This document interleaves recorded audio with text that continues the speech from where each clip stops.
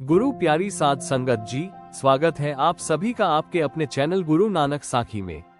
आज की इस वीडियो में हम जानेंगे तनखैया किसे कहा जाता है और तनखैया घोषित होने के बाद क्या कुछ करना होता है, सब बताएंगे आज की इस वीडियो में। दोस्तों, सिखों की सर्वोच्च धार्मिक संस्था श्री अकाल तख्त साहिब ने शिरोमणि अकाली दल शियत के अध्यक्ष सुखबीर सिंह बादल को 30 अगस्त को धार्मिक कदाचार का दोषी ठहराया था। उसी समय 2007 से 2017 तक उनकी पार्टी की सरकार द्वारा की गई गलतियों के लिए अकाल तख्त ने बादल सहित उनके साथ कैबिनेट में रहे कई सिख नेताओं को तनखैया करार दिया था, लेकिन उस समय उनकी सजा का ऐलान नहीं किया गया था। सोमवार को अकाल तख्त साहिब ने पूर्व डिप्टी सीएम सुखबीर सिंह बादल को सजा सुनाई। सजा के दौरान बादल सहित कई नेताओं को गुरुद्वारे में वॉशरूम साफ करने होंगे, झाड़ू लगानी होगी, बर्तन साफ करने होंगे। यही नहीं, सजा के दौरान उन्हें गले में तख्ती भी लटकाकर रखनी होगी। अगस्त में अकाल तख्त के सिंह साहिबान की बैठक के बाद सर्वसम्मति से तनखैया घोषित करने का फैसला लिया गया था। अकाल तख्त साहिब का मानना था कि सुखबीर सिंह बादल जब उप मुख्यमंत्री और शियत अध्यक्ष थे, तब उन्होंने ऐसे फैसले किए जिनसे पार्टी प्रभावित हुई और सिखों के हितों को नुकसान पहुंचा। हालांकि बादल ने पंजाब में अकाली दल के सत्ता में रहने के दौरान की गई सभी गलतियों के लिए माफी मांगी थी। इससे पहले अपने पत्र में बादल ने कहा था कि वो गुरु के विनम्र सेवक हैं और गुरु ग्रंथ साहिब जी एवं अकाल तख्त के प्रति समर्पित हैं। पंजाब के पूर्व उप मुख्यमंत्री बादल ने 24 जुलाई को अपना स्पष्टीकरण पेश किया था। सिखों की धार्मिक भावना को ठेस पहुंचाने पर दो तरह की सजा का विकल्प है। एक तो कानूनी सजा जो अदालत सुनाती है, लेकिन यह अपराध भारतीय न्याय संहिता के दायरे में आना चाहिए। दूसरी सजा वो जो श्री अकाल तख्त साहिब से सुनाई जाती है। ये एक धार्मिक संस्था है जो धर्म से जुड़े सारे फैसले लेती है, लेकिन ये सिर्फ सिख को ही सजा सुना सकती है। श्री अकाल तख्त साहिब द्वारा दी गई सजा को ही कहा जाता है तनखैया घोषित करना। दोस्तों, सिख धर्म के अनुसार तनखैया का मतलब होता है धार्मिक दुराचार का दोषी। इसकी घोषणा सिख पंथ की सर्वोच्च संस्था करती है।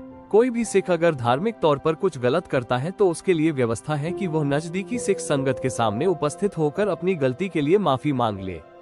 तब संगत की ओर से पवित्र गुरु ग्रंथ साहिब की उपस्थिति में उसके अपराध की समीक्षा की जाएगी और फिर उसी के हिसाब से उसके लिए सजा तय की जाएगी। इसके तहत आरोपी को गुरुद्वारों में बर्तन, जूते और फर्श साफ करने जैसी सजाएं सुनाई जाती है। साथ ही हर्जाना भी तय किया जाता है। इसके तहत जो सजा दी जाती है वो मूल रूप से सेवा भाव वाली होती है। सिख धर्म के एक जानकार के अनुसार जिसको धर्म से निष्कासित कर दिया जाता है उसको तनखैया कहा जाता है। आरोपी अगर सजा का पालन नहीं करता तो उसका धर्म से बायकॉट कर दिया जाता है। ऐसे में उसे किसी भी गुरुद्वारे में आने की इजाजत नहीं होती। साथ ही किसी भी पाठ पूजा में हिस्सा भी नहीं लेने दिया जाता है। इसका मतलब है कि कोई सिख ना तो इससे संपर्क रखे, ना संबंध रखे, न ही इसके यहाँ शादी जैसे कार्यक्रमों में जाए और ना ही उसे बुलाएं। यानी उस व्यक्ति का पूरी तरह से सामाजिक बहिष्कार किया जाता है। आम भाषा में कहें तो उसका हुक्का पानी बंद कर दिया जाता है। तो चलिए दोस्तों, आपको तनखैया किसको कहते हैं और तनखैया घोषित होने के बाद क्या करना होता है, आपको एक कहानी के माध्यम से समझाते हैं। गुरु प्यारी साध संगत जी, पंजाब के एक छोटे से गांव में हरनाम सिंह नाम का एक अमृतधारी सिख रहता था। उसका जीवन सिख धर्म के नियमों और मर्यादाओं के अनुसार चलता था।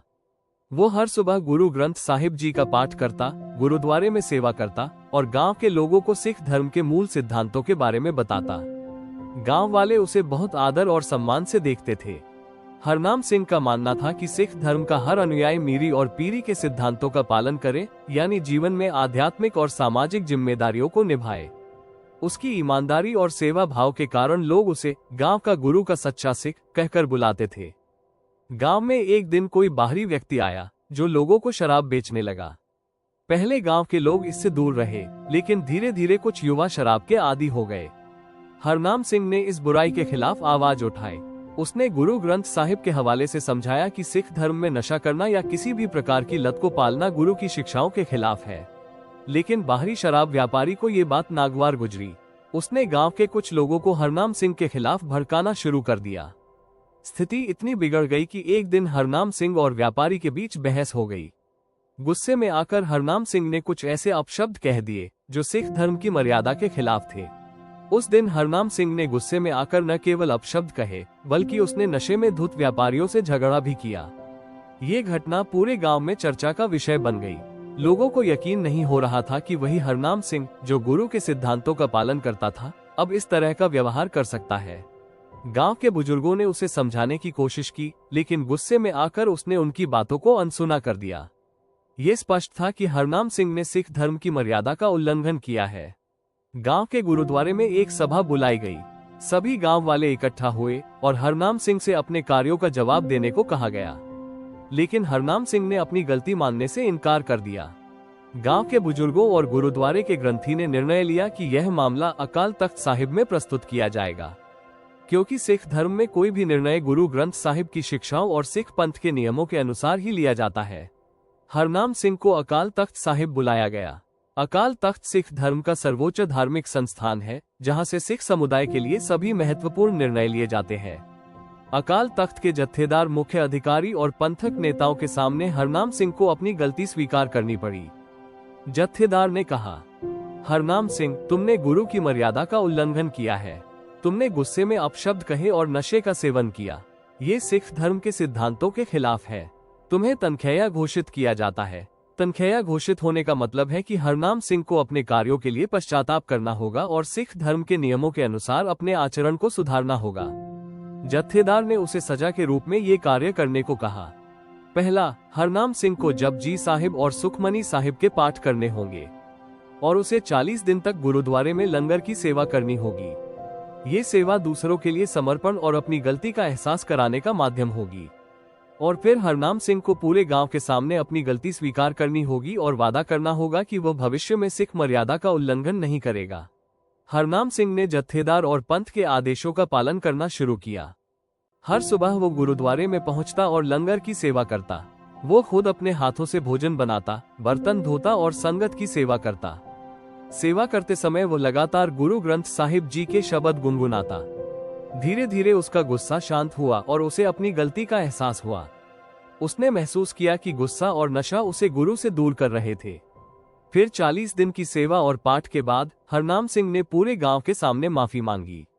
उसने कहा, मैंने गुरु की मर्यादा का उल्लंघन किया। मैं गुस्से में बहक गया था और गुरु की शिक्षाओं को भूल गया था। लेकिन अब मैंने अपनी गलती समझ ली है। मैं वादा करता हूं कि आगे से मैं सिख धर्म के नियमों का पालन करूंगा और गुरु की शिक्षाओं पर चलता रहूंगा। गांव वालों ने उसकी माफी को स्वीकार किया। हरनाम सिंह ने अपनी पश्चाताप की प्रक्रिया पूरी की। अकाल तख्त ने उसकी सच्चाई और समर्पण को देखते हुए उसे माफ कर दिया और उसे सिख पंथ का एक सच्चा अनुयायी घोषित किया। ये कहानी सिख धर्म की गहराई और मर्यादा का महत्व समझाती है।